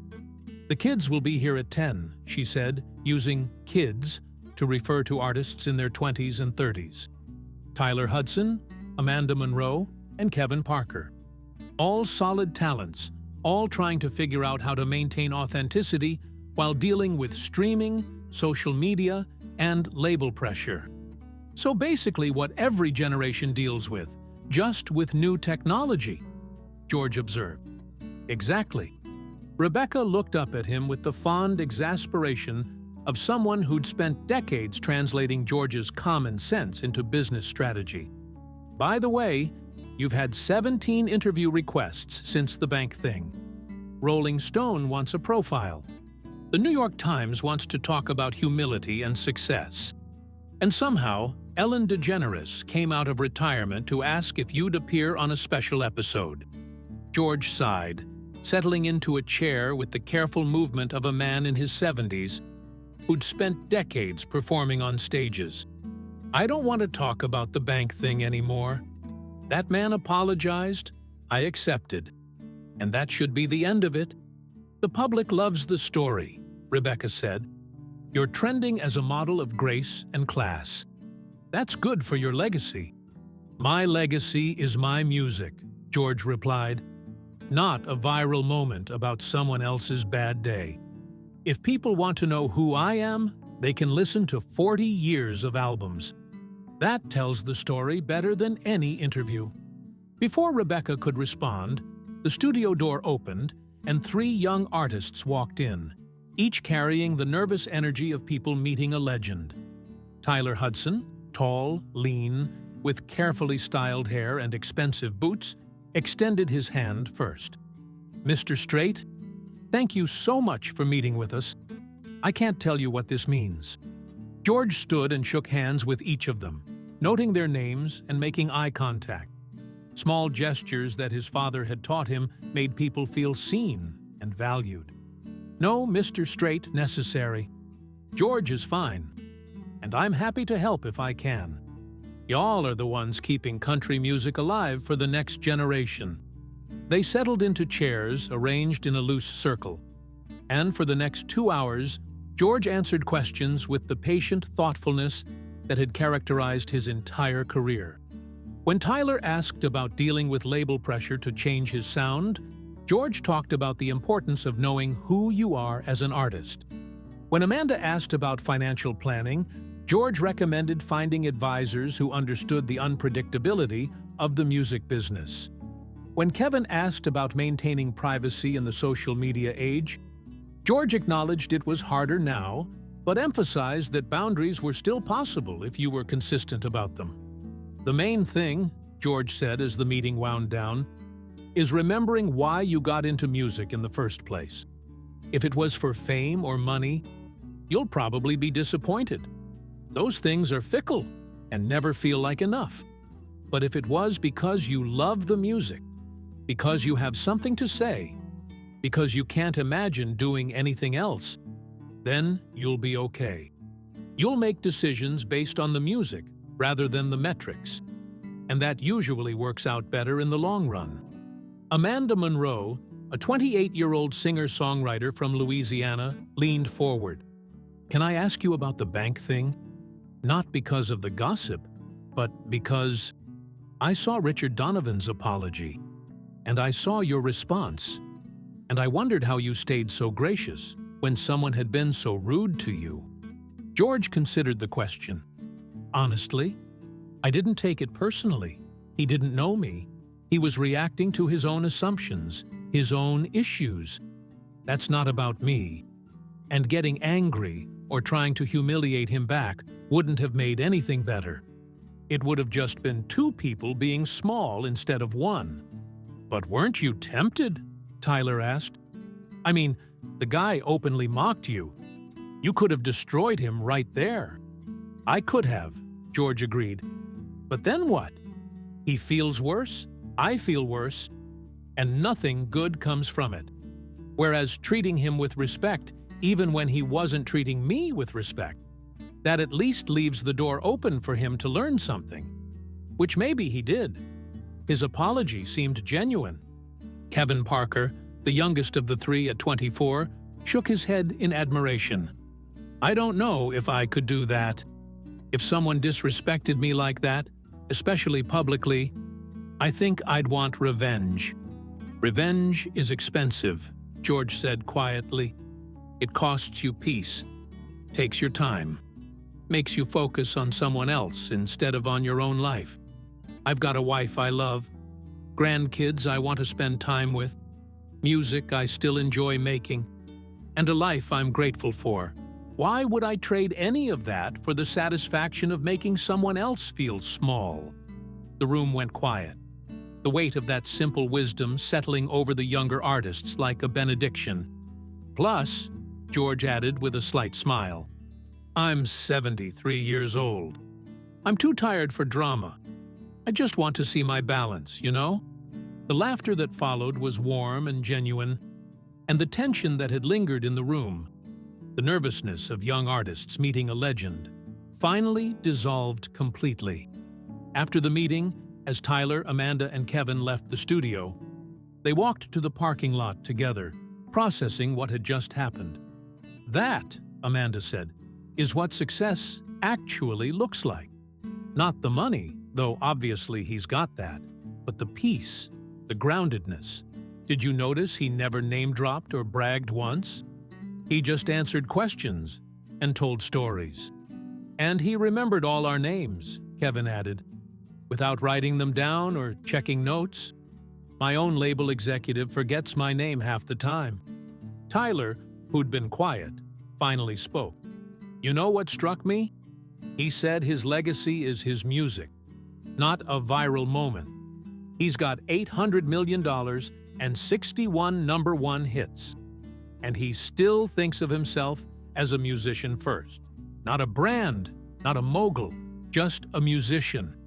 When's the last time any of us thought of ourselves that way instead of worrying about Instagram followers and TikTok algorithms?" They stood in the Nashville morning, three young artists at the beginning of their careers, suddenly aware of how far they'd drifted from why they'd started making music in the first place. "I'm deleting my Twitter apps," Amanda announced. "Not the accounts, just the apps from my phone. I spend 3 hours a day checking metrics and comparing myself to other artists. George Strait doesn't even have a personal social media account, and he's doing just fine." "I'm calling my financial advisor," Kevin said. "George talked about investing and planning, and I realized I've just been spending everything I make because I figure I'll always make more." "That's insane." Tyler pulled out his phone and opened his notes app. "I'm writing down what he said. Remember why you got into music in the first place. Because I got into it because I loved writing songs and playing guitar. And somewhere along the way, it became about the numbers and the deals and whether I'm getting enough attention. And I'm miserable. But George Strait seems happy, actually happy. And I want that." Inside the studio, Rebecca was packing up her materials while George checked his phone. A simple text from Norma asking when he'd be home. "You know, you just changed those kids' lives, right?" Rebecca said. George looked up, genuinely puzzled. "I just answered some questions." "You did more than that. You modeled something they've never seen before. Success without ego. Wealth without arrogance. Fame without neediness. You showed them there's a different way to do this. I just do things the way my daddy taught me," George said, typing a response to Norma. "Treat people right, work hard, save your money, don't get too big for your britches. It's not complicated." "It is when you're swimming in an industry that constantly tells you to do the opposite," Rebecca countered. "But you've never listened to that noise. You've been the same person for 43 years, regardless of whether you were playing county fairs or stadiums. That's rare. That's precious. And that's why that moment at the bank resonated with millions of people. Because they're hungry for examples of people who have success without losing themselves. George stood, stretching his back with a slight wince. Well, I hope that fellow Richard learned something from it. I hope he treats people better. And I hope the internet finds something else to talk about soon. Because I'm ready to go home and feed my horses. Rebecca smiled. Your wish is granted. There's already a new scandal trending. Some actor said something stupid, and the mob has moved on. Good, George said, placing his hat on his head with the automatic gesture of decades. Let's go get some lunch before my flight. You know a place that makes good barbecue around here? And just like that, the king of country walked out of the studio and back into his normal life, leaving behind 3 young artists who just learned the most important lesson of their careers, even if it would take them years to fully appreciate it. Success isn't about what you have. It's about who you are. And the best revenge isn't revenge at all. It's living well, treating people right, and never letting someone else's opinion change how you see yourself. 6 months had passed since that January morning in Los Angeles. The viral story had faded from public consciousness, replaced by an endless stream of new scandals, celebrity gossip, and political crises that consumed the 24-hour news cycle. The world had moved on, as it always does, to the next moment of outrage or entertainment. But for the people directly involved, everything had changed. Richard Donovan, San Francisco, July 2026. Richard stood backstage at the San Francisco Community Music Center, watching his son Daniel perform in the summer showcase. The 11-year-old sat at an upright piano, his small fingers moving across the keys with surprising confidence, playing a simplified version of All My Exes Live in Texas. Daniel had asked to take piano lessons in February, shortly after the bank incident. Richard had initially suggested hiring a private instructor, the Donovan way, expensive and exclusive. But Daniel had insisted on joining the community center program where his classmates took lessons. $75 a month, group classes, and an end-of-summer recital in a modest auditorium that smelled like old wood and dedication. 6 months ago, Richard would have been checking his phone, answering emails, only half present for his son's performance. He would have measured the value of the event by its return on investment. Would this help Daniel's college applications? Was it worth his time to attend? Now, Richard stood with his phone in his pocket, watching his son play, and felt something he'd forgotten was possible. Pure, uncomplicated pride. Not pride in achievement or metrics or how Daniel compared to other children. Just pride in seeing his son try something new, work at it, and share it with others. Daniel finished the song, missing a few notes but recovering well, and looked out into the small audience until he found Richard. The smile on his face, that mix of relief and happiness and hope for approval, made Richard's chest tighten. Richard applauded, loud and genuine, and mouthed, "Great job." Daniel grinned wider and took a small bow before leaving the stage. After the recital, Richard found Daniel in the hallway, surrounded by other kids and proud parents. Richard waited patiently, another new skill, until Daniel saw him and ran over. "Did you see? I messed up the middle part, but I recovered." "You were fantastic," Richard said, and he meant it. "When did you learn that song?" "Mrs. Patterson. That's my piano teacher. She suggested it after she heard about the thing with you and George Strait. She thought it would be funny. Plus, it's actually a good beginner song because the chords are pretty simple." A woman in her 50s, with kind eyes and graying hair, approached. "You must be Daniel's father. I'm Linda Patterson. Your son's been a joy to teach." Richard shook her hand. Thank you for working with him. He really loves it. He's got natural musicality, Linda said. And he practices, which matters more than talent. You've raised a good kid. 6 months ago, Richard would have taken that compliment as his due, as confirmation that his parenting strategy was working.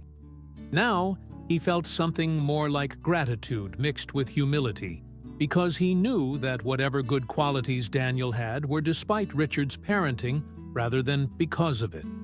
I'm trying, Richard said honestly.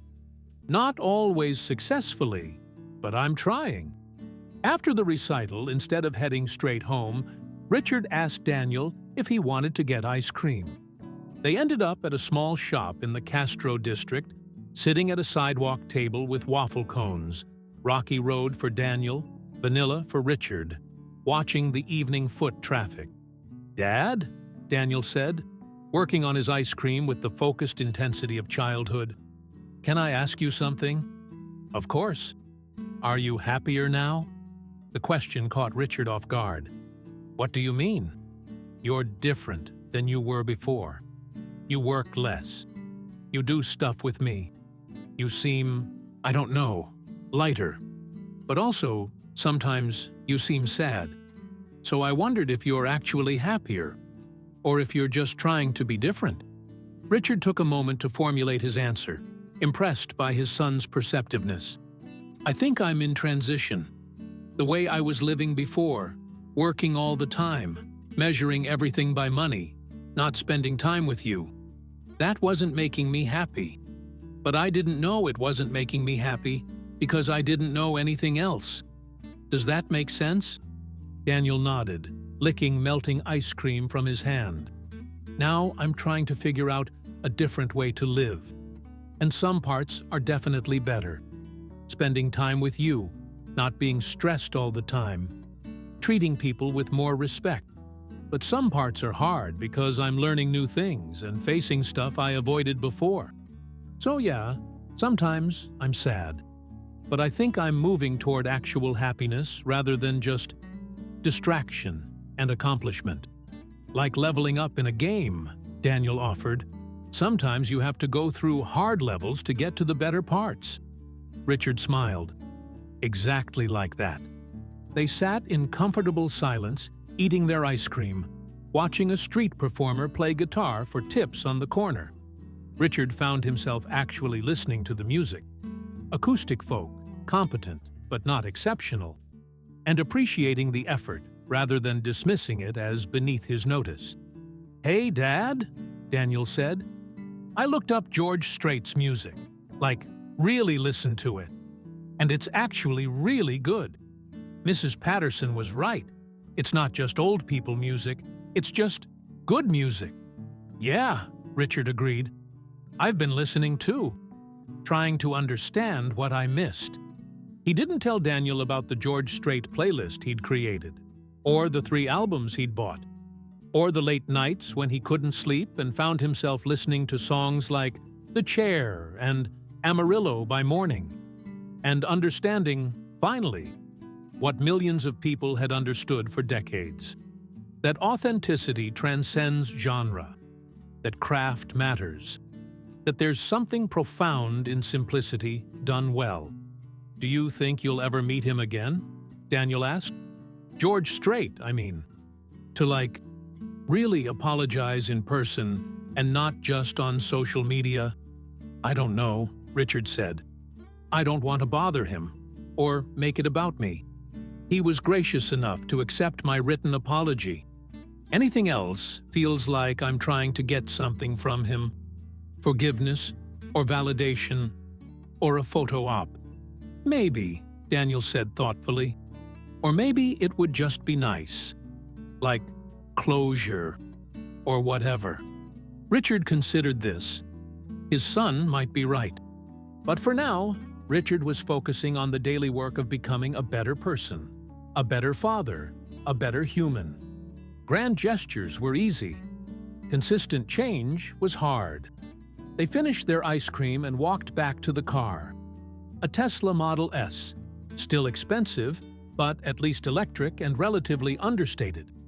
Richard had sold 2 of his 3 Porsches and donated the proceeds to music education programs. It was a small gesture, maybe performative, but it felt like a start. GEORGE STRAIT, near San Antonio, Texas. George sat on the porch of his ranch house, watching the sun set over the Texas hill country.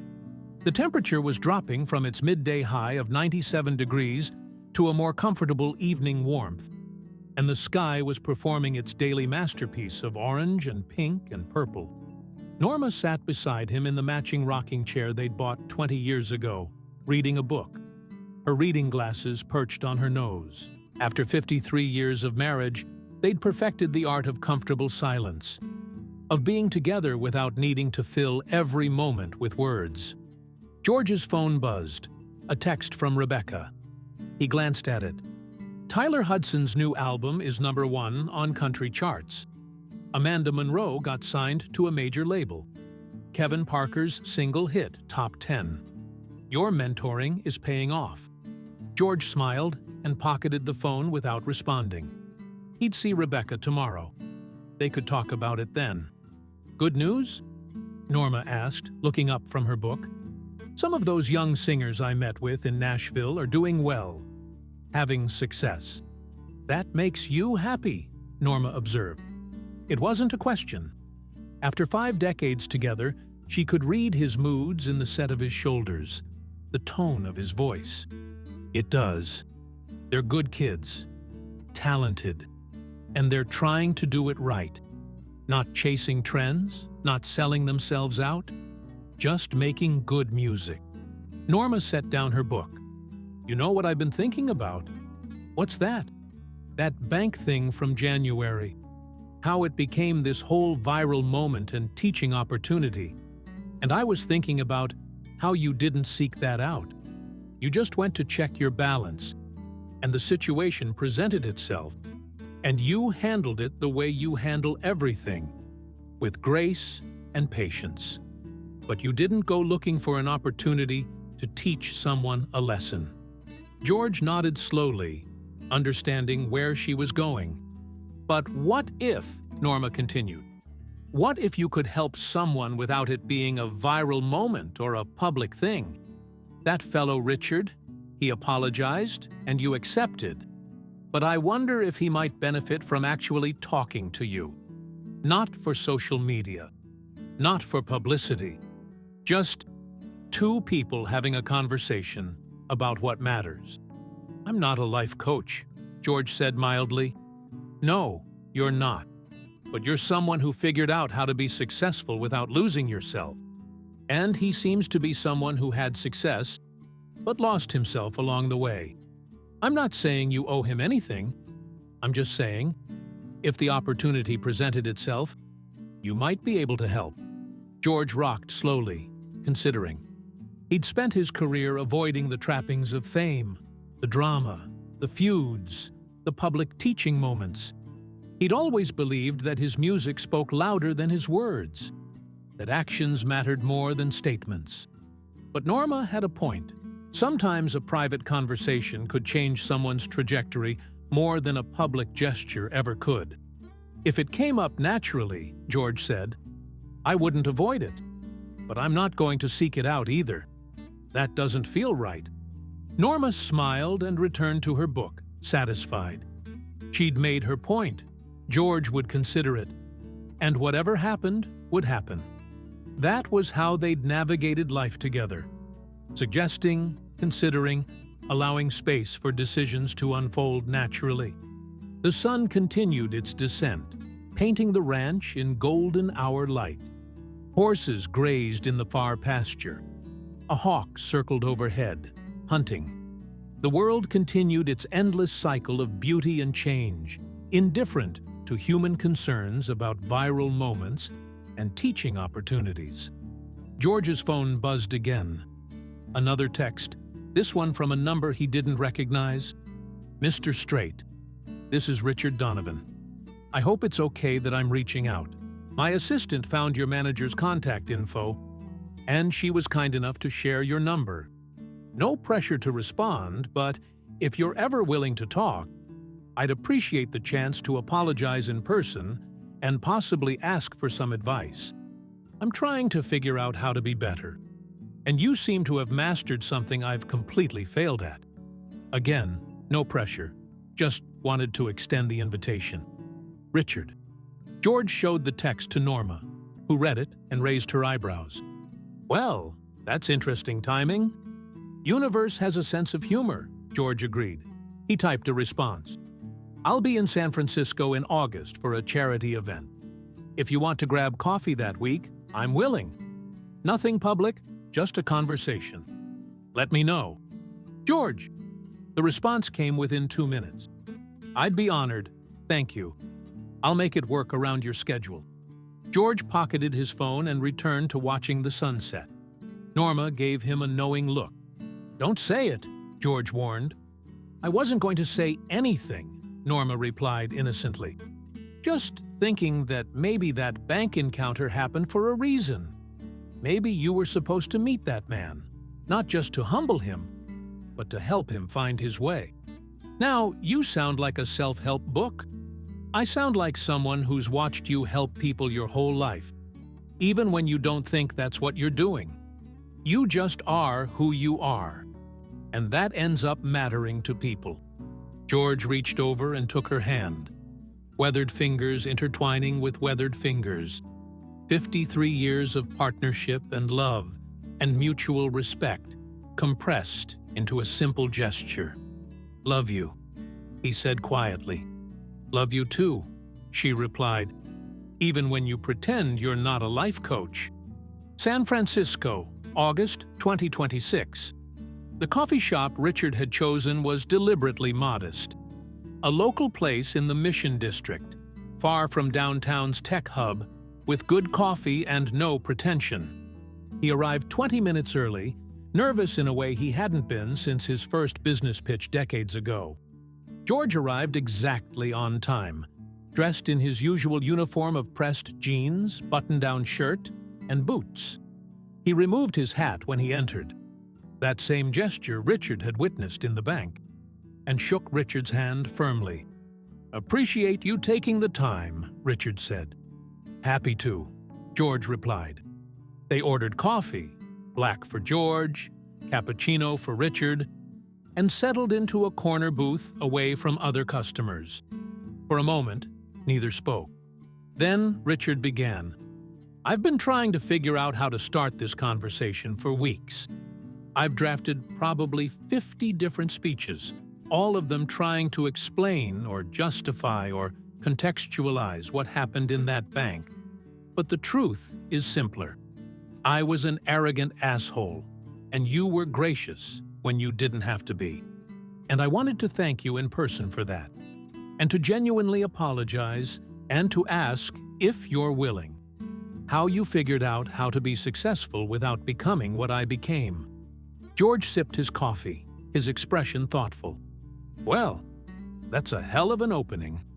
Richard laughed, some of the tension breaking. I've learned that being direct saves time. Fair enough. George set down his coffee cup. So, let me ask you, what changed? Between that morning in January and now? Everything, Richard said. Seeing myself through the internet's eyes, through my son's eyes, through my own eyes after I stopped making excuses. Realizing that I'd built this empire of money and influence, but I was miserable, and making everyone around me miserable. Understanding that my father had taught me how to succeed, but not how to live. Take your pick. What did your father teach you? That success was measured in dollars and achievements.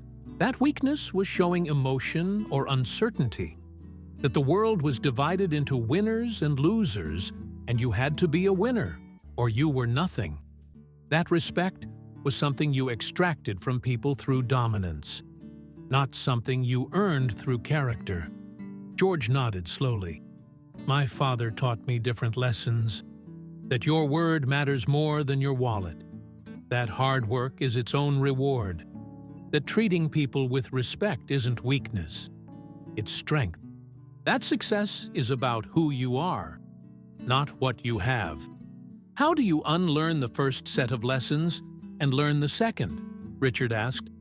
Because I'm 43 years into programming that I now realize is completely toxic, and I don't know how to rewrite it. George considered this. You don't unlearn it all at once. You practice different behaviors until they become habits. Every time you're tempted to judge someone based on appearances, you stop and ask questions instead. Every time you want to measure your worth by your bank account, you remind yourself of something you did that helped someone. Every time you catch yourself being arrogant, you practice humility instead. That sounds exhausting. It is at first, George agreed, because you're fighting against your instincts. But eventually it becomes natural, like learning guitar. At first, every chord hurts your fingers, and nothing sounds right. But you practice, and one day, you're playing without thinking about it. Richard pulled out his phone and opened his notes app, where he'd written dozens of questions.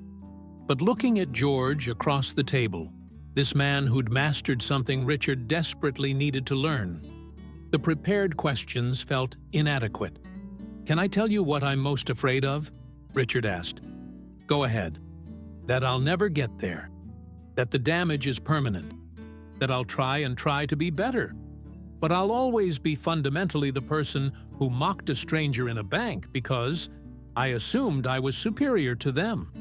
That my son will grow up and realize his father is trying to be good, but is actually just pretending. And he'll resent me for it."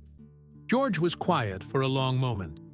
Then he said, "Let me tell you about 1986. My daughter Jennifer was 13. I was touring constantly, making good money, starting to have real success. And she needed me to be home for her 8th grade graduation.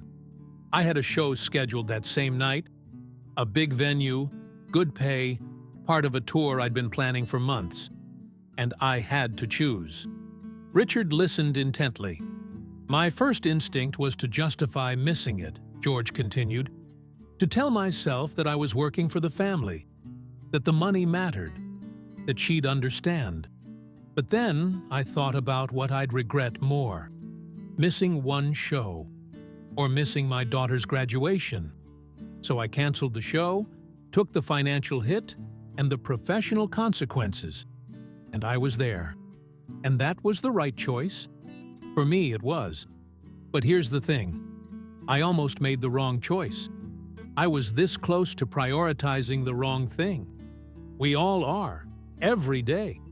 The difference between someone who's genuinely good and someone who's pretending isn't that the good person never has selfish or arrogant or wrong impulses.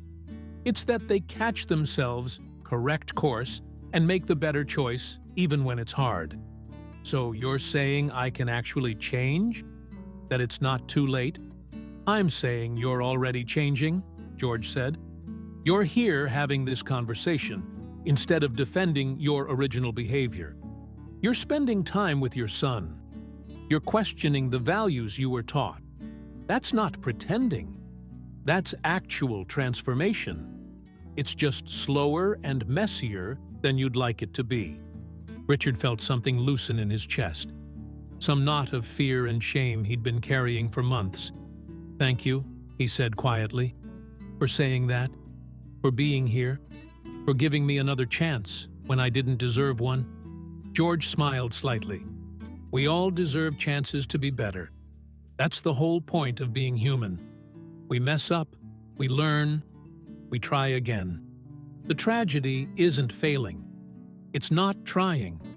They talked for another hour about family, about success, about the difference between achievement and fulfillment. George told stories about learning humility from his father's ranch work. Richard talked about his son's piano recital and how proud he'd felt watching Daniel try something new without fear of failure. Eventually, George glanced at his watch. "I've got to head out soon. Norma and I have dinner plans." "Of course." Richard stood, extending his hand. George shook it, then surprised Richard by pulling him into a brief, firm hug. the kind of gesture Richard's father had never offered. "You're going to be all right," George said. "Just keep working at it. And remember, the goal isn't perfection, it's progress."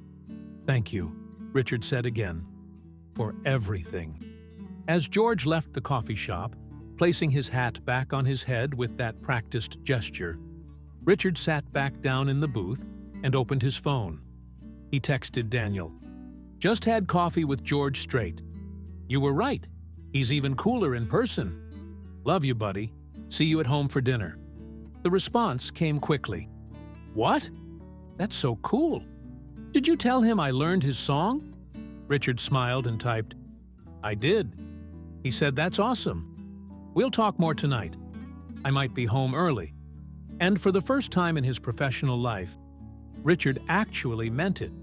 He closed his laptop without checking his email, paid for the coffee, and drove home to have dinner with his son. Epilogue.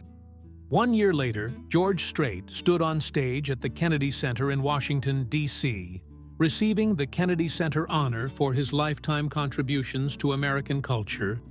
The President of the United States, the third president to personally congratulate George during his career, had just finished a speech praising George's uncommon combination of artistic excellence and personal integrity.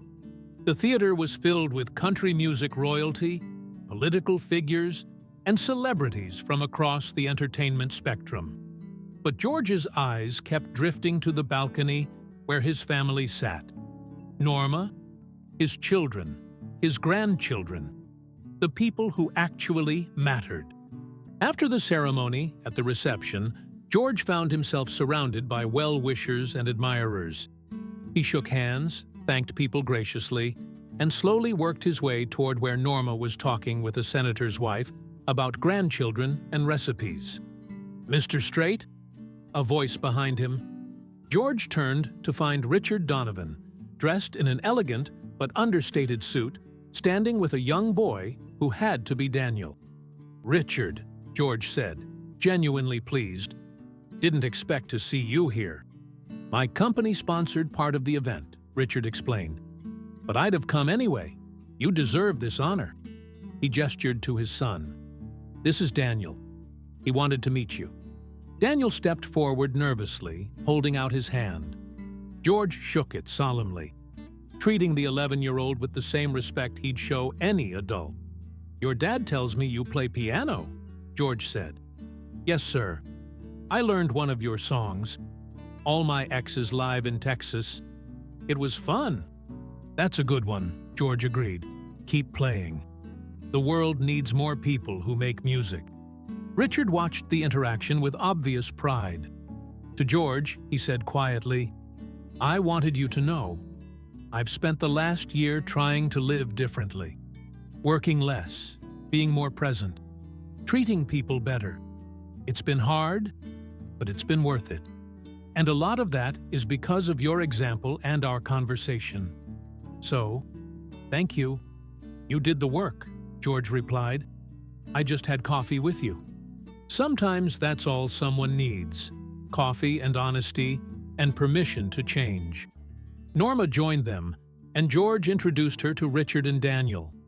She chatted with Daniel about piano lessons, while George and Richard stepped slightly aside. "You know what the best part is?" Richard said. "Daniel respects me now. Actually respects me. Not because of money or success, but because I'm trying to be a good person and a good father. That's worth more than any amount in any bank account." George smiled. "Sounds like you figured it out." "I'm figuring it out," Richard corrected. "Still a work in progress. Probably always will be." "We all are," George said. "That's the secret nobody tells you. Nobody's actually finished. We're all just trying to be a little better today than we were yesterday." They talked for a few more minutes before Richard and Daniel needed to leave. As they walked away, George watched them go. The father's hand on his son's shoulder, the son looking up at his father with trust and affection, and felt satisfied that whatever had happened in that bank lobby 18 months ago had ultimately led to something good. Norma slipped her hand into his. "Ready to go home?" "More than ready," George said. "This is nice, but I miss the ranch. The king of country, honored by presidents in Kennedy Center, and all he wants is to go home and feed his horses." "That's not quite all I want," George said, smiling at his wife. "I also want to take you to dinner tomorrow night. That place in Pearsall you like. After 54 years of marriage, you still know how to sweep a girl off her feet." They left the Kennedy Center together, walking past reporters and photographers, George's arm around Norma's waist. Behind them, the celebration continued. Speeches and toasts, music and honor, the glittering world of achievement and recognition. But George was already thinking about tomorrow. Breakfast with Norma, a ride around the ranch, maybe calling those young Nashville artists to see how their careers were progressing, definitely making time to watch the sunset from the porch. Because that was the real measure of success, the real reward for a life well lived. Not the awards or the wealth or the recognition, but the simple pleasures of being surrounded by people you loved, doing work that mattered to you, staying true to who you were regardless of what the world offered or demanded. "I just want to see my balance," he'd said that January morning. And the billionaire had laughed until he looked at the screen. But George hadn't been talking about money. He'd never been talking about money. He'd been talking about equilibrium, about perspective, about knowing what mattered and what didn't, about staying grounded in truth when the world kept trying to distract you with illusions. And in the end, that balance, that internal compass that his father had installed in him 70 years ago on a cattle ranch in Texas, was worth more than any number that could appear on any screen, in any bank, anywhere in the world.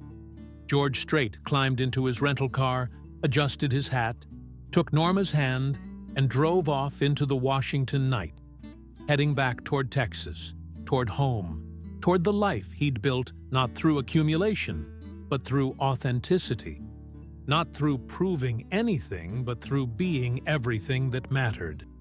The king of country, the man who just wanted to see his balance, the man who taught a billionaire that success isn't about what you have, but who you are, and lived his entire life proving it. One courteous gesture, one gracious moment, one sunset at a time.